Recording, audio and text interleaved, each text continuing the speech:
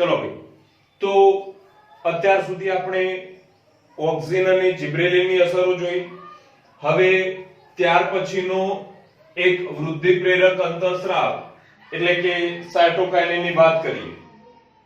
તો સાયટોકાઇનિન એના શબ્દ પરથી જ ખ્યાલ આવી જાય છે કે ભાઈ કોષ રસ વિભાજન સાથે સંકળાયેલો છે. એટલે કે સાયટોકાઇનેસિસ ની જે ક્રિયા છે એની સાથે સંકળાયેલો અંતઃસ્રાવ છે.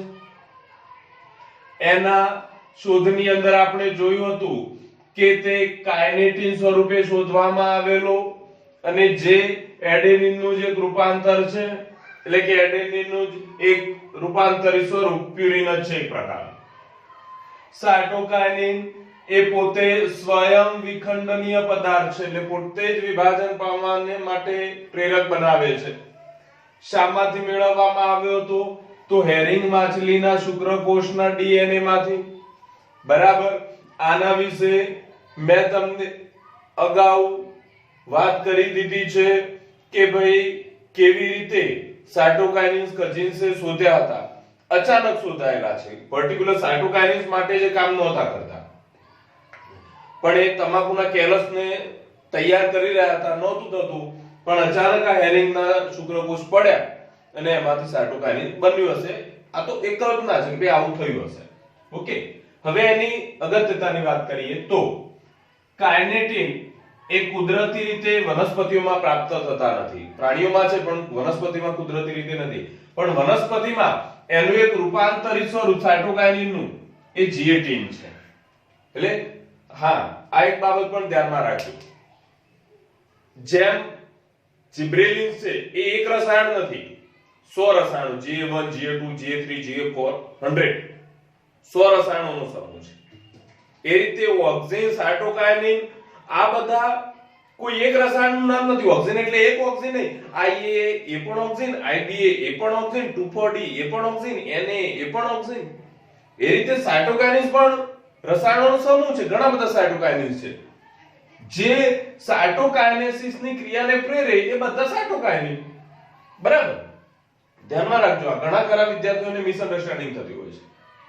જીએટીન ની વાત કરીએ તો કુદરતી રીતે જીએટીન વનસ્પતિઓમાં મળે છે. શામાંથી મેળવવામાં આવ્યું? તો મકાઈનો બીજદેશેષ અને નારિયેળનું દૂધ. નારિયેળનું દૂધ એટલે નારિયેળનું ભ્રૂણકોષ. અને આ બીજદેશેષ મકાઈની અંદર એટલે કે પ્રદેહનો ભાગ જે છે એમાં. બીજદેશેષ શું છે એના વિશે તમે ધોરણ 12 માં થોડીક વાત કરશો, અભ્યાસ કરશો. ટૂંકમાં બેવડું ફલન આપણે જોઈ ગયા છે. બેવડા ફલનની રચનામાં આપણે ચર્ચા કરી છે કે ભાઈ અંડકમાં 7 કોષીઓ ગોઠવાયેલા છે. ઉપરના 3 પ્રતિધ્રુવીય કોષો, નીચે એક અંડકોષ, 2 સહાયક કોષ, દ્વિતીય કોષ કે અંદર આવો એક ભ્રૂણપૂટ. અંડકમાં ભ્રૂણપૂટ છે. ભ્રૂણપૂટને ફરતે પ્રદેહના કોષો છે. આ પ્રદેહના કોષો બીજદેશેષમાં રૂપાંતર થતા હોય છે. કેવી રીતે થાય, શું થાય, એ બધું ડીપમાં ધોરણ 12 માં તમને સમજણ પડશે. એટલે ત્યાં સુધી 12મા માં બીજું ચેપ્ટર ત્યાં. બરાબર. ત્યાં સુધી આ શબ્દને ખાલી ગોખી દો કે મકાઈના બીજદેશેષમાંથી જીએટીન મળે. પછી તમે ડીપમાં અભ્યાસ કરવાના જ છો, આપણે વાત કરીશું એની. બરાબર. એટલે સાયટોકાઇનિન એ મકાઈના બીજદેશેષમાંથી પ્રાપ્ત થાય છે. જે કઈ જગ્યાએ હશે? સાયટોકાઇનિન ક્યાં ખાસ જોવા મળશે? જ્યાં ત્વરિત કોષ વિભાજન થતું હોય ત્યાં સાયટોકાઇનિન વધારે હોય. હવે ત્વરિત કોષ વિભાજન ક્યાં? જ્યાં અગ્રીય વર્ધનશીલ અથવા વર્ધનશીલ પેશીઓ એટલે કે મૂળની ટોચ મૂલાગ્ર છે, પ્રરોહની ટોચ છે, કલિકાઓ છે, કક્ષકલિકા તેની ટોચનો ભાગ, ત્યાં પણ અગ્રીય વર્ધનશીલ હશે. તરુણ ફળ છે, તરુણ પર્ણ છે કે જે સતત શરૂઆતના તબક્કામાં ઝડપથી કોષ વિભાજનો કરે, એના માટે સાયટોકાઇનિન અગત્યનું છે. બરાબર. હવે એના મહત્વની વાત કરીએ તો જો આપ્યું છે કે નવા પર્ણો, કુમળા પર્ણો તૈયાર કરવાના હોય ત્યારે સાયટોકાઇનિનનું પ્રમાણ વધી જાય. તમે જુઓ કે પાનખર ઋતુમાં પર્ણપતન થાય પછી નવા પર્ણો ખીલે છે, આવે છે. આ નવા પર્ણો બનતા હોય ત્યારે એ ભાગોની અંદર સાયટોકાઇનિનનું પ્રમાણ વધારે હોય છે. બીજું, પર્ણોમાં હરિતકણનું પ્રમાણ વધારે. એટલે કે પર્ણો કેવી રીતે બનશે? તો ભાઈ વર્ધનશીલ પેશીએ નવા કોષો બનાવ્યા. પણ એ નવા કોષોમાંથી પર્ણ બનાવવું છે, શું કરવું પડશે? વિભેદન. કેવું વિભેદન? કે પર્ણ બનાવવું છે, હરિતકણનું પ્રમાણ વધારવું પડે. તો એના માટે સાયટોકાઇનિન જવાબદાર છે. કે સાયટોકાઇનિનની અસર હશે સારા પ્રમાણમાં તો હરિતકણ સારા પ્રમાણમાં બનશે, હરિતકણ સારા પ્રમાણમાં બનશે તો એ પર્ણમાં વિભેદન પામી જશે. બરાબર? એટલે પર્ણ બનાવવા માટે અગત્યનું. બીજું, પ્રરોહની પાર્શ્વીય વૃદ્ધિ. એટલે અગ્રીય પ્રભાવિતાને અહીંયા ઢાંકે છે. જો બીજાના પછીનો મુદ્દો, અગ્રીય પ્રભાવિતામાંથી મુક્તિ આપે છે. આપણે વાત કરી હતી કે ભાઈ ઓક્સિન છે તો ઓક્સિન ની અંદર શું થતું હતું? અગ્રકલિકા અગ્રીય પ્રભાવિતા દર્શાવતું હતું. એટલે અગ્રકલિકા વિકાસ પામતી હતી. આપણે શું કર્યું? અગ્રકલિકા તોડી નાખી એટલે કક્ષકલિકા વિકાસ પામવા લાગી. બરાબર? સાયટોકાઇનિન છે પાર્શ્વ વૃદ્ધિ વધારે છે. એટલે સાયટોકાઇનિન ની અસર આપવામાં આવે તો અગ્રકલિકા નહીં તોડે તો પણ પાર્શ્વીય એટલે કે શાખાઓનું પ્રમાણ વધી જાય છે. એટલે પાર્શ્વીય વૃદ્ધિ, ઘેરાઓ અથવા ડાળીઓ, કેટલાક પાકમાં શું એની ડાળીઓ જ મહત્વની. દાખલા તરીકે દિવેલા છે તો તમને જે ખેતી સાથે તમારામાંથી જોડાયેલા છે એમને ખ્યાલ છે કે મુખ્ય પ્રકાર છે એના પર એક માળ આવશે ધોરીમાળ. એના પછી બાકીની જેટલી ડાળીઓ વધારે હશે એટલી વધારે માળ આવશે. જેટલી માળ વધારે આવશે એટલા એનું પાક ઉત્પાદન વધશે. એટલે આવા જે પાક છે જેમાં ડાળી વધારે પ્રમાણ, કે કપાસની અંદર, કપાસમાં પણ એવું છે, જેટલી ડાળી વધારે છે એટલે કપાસની પ્રમાણ વધશે, કેરીનું પ્રમાણ વધશે, કપાસ વધશે. એટલે કેટલાક પાકોમાં આ પ્રરોહની વૃદ્ધિ જરૂરી છે અને આ પ્રરોહની વૃદ્ધિ પાર્શ્વીય વૃદ્ધિ જરૂરી છે. આ પાર્શ્વીય વૃદ્ધિ સાયટોકાઇનિનની અસરથી પ્રેરાય છે. બીજું, અસ્થાનિક પ્રરોહ સર્જન કરવામાં આવે છે. અસ્થાનિક પ્રરોહ સર્જન. હવે અસ્થાનિક પ્રરોહ સર્જનમાં તમને કહું, અગાઉ આપણે ઓક્સિનની અંદર વાત કરી હતી કે અસ્થાનિક મૂળ બનાવે છે. બરાબર? મેં તમને કીધું હતું, આપણે વાત કરી ગયા હતા કે ભાઈ આ પ્રમાણે માની લો કે સંવર્ધન માધ્યમમાં તમે કોષ મૂક્યો છે, એ કોષને સંવર્ધન માધ્યમ પૂરું પાડ્યું એટલે કોષમાંથી કેલસ બન્યું.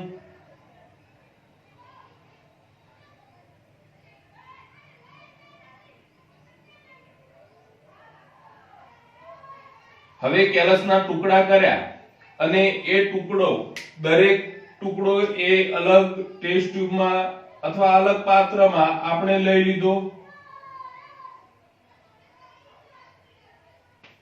બરાબર? અલગ પાત્રમાં લઈ ટિશ્યુ કલ્ચરમાં, હો ભાઈ ટિશ્યુ કલ્ચરની વાત છે, પેશી સંવર્ધન ગુજરાતીમાં કહી દીધું. ઓકે, ચલો. દરેક ટુકડો અલગ પાત્રમાં લઈ લીધો. હવે એમાંથી નવો છોડ બનાવવો છે તો મૂળ ઉત્પાદન કરવું પડશે અને પ્રરોહ ઉત્પાદન કરવું પડશે. એટલે મૂળ ઉત્પાદન કરવા માટે શું? મૂળ ઉત્પન્ન કરવા છે તો એની અંદર શું આપવું પડશે ભાઈ? ઓક્સિન.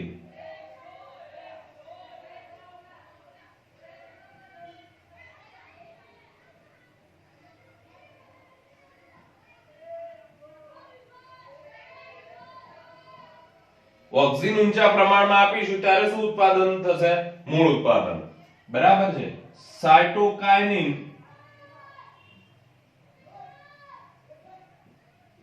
ઓછા પ્રમાણમાં આપીએ ત્યારે શું ઉદ્ભવશે? મૂળ ઉદ્ભવશે. હવે મૂળ ઉત્પન્ન થઈ ગઈ પણ પ્રરોહ પણ ઉત્પન્ન કરવું પડશે. એટલે પ્રરોહ ઉત્પન્ન કરવા માટે પ્રરોહ ઉત્પન્ન કરવું પડશે, પછી પ્રરોહમાં હરિતકણ દાખલ કરવા પડશે, પર્ણોને આ બધું બનાવવું પડશે ને. એટલે એના માટે શું? તો સાયટોકાઇનિન વધારે આપવું પડશે.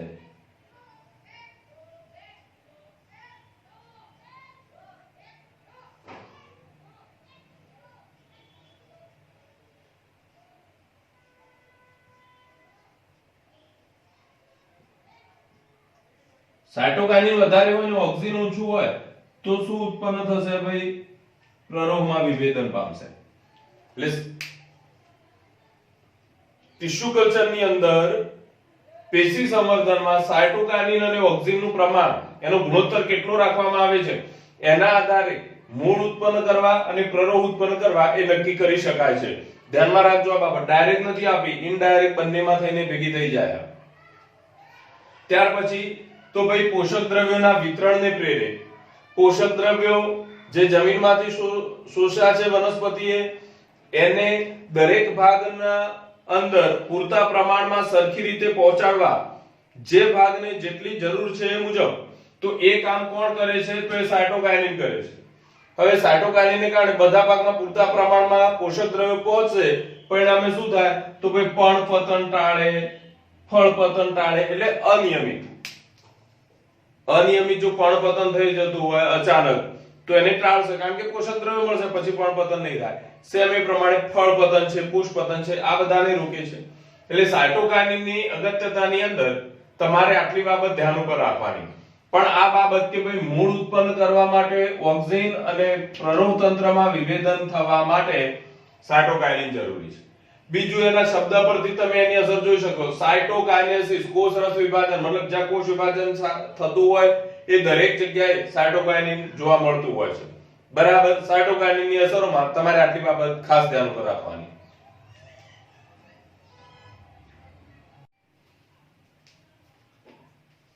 ચલો ભાઈ, હવે ત્યાર પછીનો બીજો એક અંતઃસ્રાવ છે ઇથિલિન. ઇથિલિન એ આમ તો વૃદ્ધિ અવરોધક અંતઃસ્રાવ છે, એટલે કે એની મોટા ભાગની જે અસરો છે એ આપણે જોઈશું તો વૃદ્ધિની ક્રિયાને અવરોધવા વાળી છે. પણ કેટલીક અસરો એવી પણ છે કે જે વૃદ્ધિની ક્રિયા સાથે સંકળાય છે, પ્રેરવામાં પણ અગત્યનો ભાગ ભજવે છે. મોટા ભાગની અસરો વૃદ્ધિ અવરોધક છે, માટે એનો સમાવેશ વૃદ્ધિ અવરોધકમાં લીધો છે. સૌથી ઉપયોગી જે અંતઃસ્રાવો છે વનસ્પતિના વૃદ્ધિ નિયામકો, એમાંથી એક આ ઇથિલિન છે. ઇથિલિન શામાંથી બને છે તો તમને બુકમાં આપ્યું નથી, પણ એમસીક્યુ માટે ખાસ ધ્યાનમાં રાખજો કે મિથિયોનિન એમિનો એસિડ માંથી સંશ્લેષિત થાય છે. ઇથિલિન જે છે મિથિયોનિન એમિનો એસિડ માંથી સંશ્લેષિત થાય. જે વાયુરૂપ પીજીઆર છે, આપણને ખબર છે વાયુ સ્વરૂપનો છે, બાષ્પશીલ છે, સરળતાથી પ્રસરી શકે એમ છે. ક્યાં જોવા મળશે? તો મોટા ભાગે જીર્ણ પામતી પેશીઓ, એટલે કે પાનખર ઋતુમાં પર્ણો છે, પરિપક્વ ફળ છે, પાકેલા ફળો કે જે વૃદ્ધાવસ્થા તરફ આગળ વધી રહ્યા છે એની અંદર ઇથિલિન જોવા મળશે. અને માટે ઇથિલિનની અસર હેઠળ મોટા ભાગે હરિતકણનું પ્રમાણ ઘટશે અને કેરોટીનોઇડ્સ, ઝેથોફિલનું એમનું પ્રમાણ વધે છે. ક્રોમેટોફોર આપણે વાત કરી ગયા, બે રંજક દ્રવ્ય કણો જે છે એકબીજામાં પરિવર્તનશીલ હોય. મેં અગાઉ પણ ચર્ચા કરેલી છે, બરાબર, પ્રકાશ સંશ્લેષણ વખતે. એટલે કે ભાઈ હરિતદ્રવ્ય છે, કામ કરી રહ્યું છે, પ્રકાશ સંશ્લેષણ કરી રહ્યું છે, પણ હવે વૃદ્ધત્વ તરફ જઈ રહ્યું છે, તો હરિતદ્રવ્યનું રૂપાંતર રંજક દ્રવ્ય કણોમાં બદલાશે અને પીળાશ પડતા રંગ તરફ લઈ જશે. બીજું કેટલીક જે અવરોધક વૃદ્ધિ પ્રેરક અસરો છે એમાં અને અવરોધક અસરોમાં તમારે જે ધ્યાનમાં રાખવાની છે એની અસરો એમાં વાત કરીએ તો અનુપ્રસ્થ કે સમક્ષિતિજ વૃદ્ધિ. કેટલાક પાકો એવા છે અથવા કેટલીક વનસ્પતિ જેની આડી વૃદ્ધિ અગત્યની છે. અનુપ્રસ્થ વૃદ્ધિ મતલબ દાખલા તરીકે નીલગીરીની જે વૃદ્ધિ થાય ને તો એ લંબ અક્ષે થઈ કહેવાય. આસોપાલવની વૃદ્ધિ લંબ અક્ષે, વડની વૃદ્ધિ એ અનુપ્રસ્થ થઈ, એમ ફેલાયેલી. એટલે કેટલાક પાક એવા ફેલાવા જોઈએ, દાખલા તરીકે કપાસ છે, દિવેલા છે, આ બધા ફેલાશે. જેટલા ફેલાય એટલા ડાળીઓ વધારે બનશે અને એટલા પાક ઉત્પાદન વધશે. એટલે સમક્ષિતિજ વૃદ્ધિ અક્ષની જાડાઈમાં વધારો કરવા માટે, મતલબ દ્વિતીય વૃદ્ધિથી જે કોષો બની રહ્યા છે એમાં વિભેદનોમાં, દ્વિદળી બીજના અંકુરણમાં, દ્વિદળી વનસ્પતિનું બીજનું અંકુરણ કરવું છે એની અંદર, અગ્રીય પ્રવર્ધની પ્રરોહાગ્ર જે છે એ અથવા કક્ષકલિકાની અગ્રશાખા એની સંરચના પર ઇથિલિનની અસર છે. હવે આ અસર નકારાત્મક હોય છે કે અગ્રીય પ્રરોહ છે તો એ ક્યારેક અવરોધાતો હોય છે, એટલે ઇથિલિનની અસર હોય તો એ વિકાસ નહીં, કુંઠિત બનશે. જ્યારે બાકીના જે ભાગો છે એ વૃદ્ધિમાં વધારો કરવા વાળા છે. એટલે મિક્સ પ્રકારની અસર આની છે. જો કે મોટા ભાગની જે અસરો આપણે ઉપયોગમાં લઈએ છીએ બધી અવરોધક છે, માટે અવરોધકમાં લઈએ છીએ. આ ઉપરાંત મુખ્યત્વે પર્ણો અને પુષ્પોમાં જીર્ણતા તેમજ પતનને પ્રેરે. ઇથિલિન જે છે પર્ણપતન પ્રેરશે, પુષ્પપતન પ્રેરે છે, ફળપતન પ્રેરે છે. કેટલીક વખતે જો ક સમયે પુષ્પપતન પ્રેરવું હોય તો એના માટે જવાબદાર ઇથિલિન છે. કેટલીક વખત ઇથિલિનનું પ્રમાણ વધી જાય તો ઋતુની અંદર ખરેખર પુષ્પની ઋતુ છે, ફળ બનવું જોઈએ, પણ ક સમયે ફળ પુષ્પ પતન થઈ જાય, હવે પુષ્પો ખરી જશે તો ફળ પતન થશે ને, પાક ઉત્પાદન મળશે નહીં. આ ઉપરાંત કેટલીક વખત એવું બને કે ભાઈ આપણે પુષ્પોને ખેડૂતને ઘણી વખત એવું બનતું હોય કે યોગ્ય સમય ન થયો, વનસ્પતિનો યોગ્ય વૃદ્ધિ વિકાસ ન થયો અને પુષ્પો આવી ગયા છે, એ પુષ્પને દૂર કરવા છે તો પછી ઇથિલિનનો છંટકાવ કરશે તો પુષ્પ પતન પ્રેરાઈ જશે. આ ઉપરાંત ફળોને પકવવામાં ખૂબ જ અસર કરતા છે. ફળ પકવવામાં મેં અગાઉ પણ તમને કીધું હતું કે કેળા અને કેરીને પકવવામાં મોટા ભાગે ઇથિલિન વપરાય છે, બરાબર. એની અસર આપી એટલે બીજા દિવસે તો ફળ પાકીને તૈયાર થઈ ગયું હોય છે. જો કે આ એક શબ્દ ધ્યાનમાં રાખજો, ફળ પકવવાની ક્રિયા દરમિયાન શ્વસન દર વધારે છે. હવે ફળ પકવવું એટલે શું? તો ફળની અંદર સંગ્રહિત ખોરાક છે સ્ટાર્ચ સ્વરૂપે. પકવવાનું ક્રિયા મતલબ સ્ટાર્ચનું રૂપાંતરણ ફ્રુક્ટોઝમાં કરવાનું છે અને એના માટે શ્વસન ક્રિયાઓ કરવી પડશે એટલે શ્વસન દર ઊંચો લઈ જાય. અને આ જે અચાનક શ્વસન દર ઊંચો લઈ જાય છે તેને કહેવાય છે આકસ્મિક શ્વસન. તેને શું કહેવાય? આકસ્મિક શ્વસન કહેવાય છે. એટલે આ કોણ? તો ઇથિલિન પ્રેરે છે. આ ઉપરાંત બીજ અને કલિકાની સુષુપ્તતાને તોડે, બીજ કે કલિકા સુષુપ્તતાને તોડે જેથી કરીને બીજાંકુરણ શક્ય બને. જિબ્રેલિનમાં આપણે અસર જોઈ ગયા, જિબ્રેલિનનું પ્રમાણ વધે તો એ સુષુપ્તતા તોડે છે, ઇથિલિન પણ સેમ અસર કરે. પણ દરેક વનસ્પતિઓમાં બધાની અસરો જુદી છે. ઇથિલિન ખાસ કોની અંદર? તો મગફળીની અંદર બીજાંકુરણ પ્રેરે છે, સુષુપ્તતા તોડીને ઝડપથી બીજાંકુરણ કરાવે. બટાટાના ગ્રંથિનું અંકુરણ પ્રેરે. બટાટાની ખેતી સાથે જે સંકળાયેલા છે એમને ખ્યાલ હશે, બટાટું જે છે એનું ગ્રંથિલ, એના પર આંખ આવે છે, આ આંખને તોડી અને એનું વાનસ્પતિક પ્રજનન કરાય, એ વાવવામાં આવે. બટાકાના બીજ ના હોય, બરાબર. જેને જોયું નથી તો એમને કહી દઉં, બટાકાના બીજ ના હોય, એની આંખો જ છે, એ જ વાવવાની છે. હવે એને જમીનની અંદર વાવવામાં આવે એના પહેલા ચોક્કસ દવાઓનો પટ આપવામાં આવે અને એમાં ઇથિલિન વધારે હોય છે, જેથી કરીને અંકુરણ વધારે પ્રેરાશે અને ખૂબ ઝડપથી આંખો ફૂટી નીકળશે બટાકામાં અને એનો વૃદ્ધિ વિકાસ ઝડપથી થવા લાગતો હોય છે. એટલે આ પ્રમાણે મગફળી અને બટાટામાં એ સુષુપ્તતાને તોડવાનું કામ કરે. બધી વનસ્પતિઓમાં ઇથિલિન તોડે જ છે એવું નહીં, પણ આ ઉદાહરણ ધ્યાનમાં રાખજો. આ ઉપરાંત ડાંગરમાં આંતરગાંઠ કે પણદનની લંબાઈ પ્રેરે,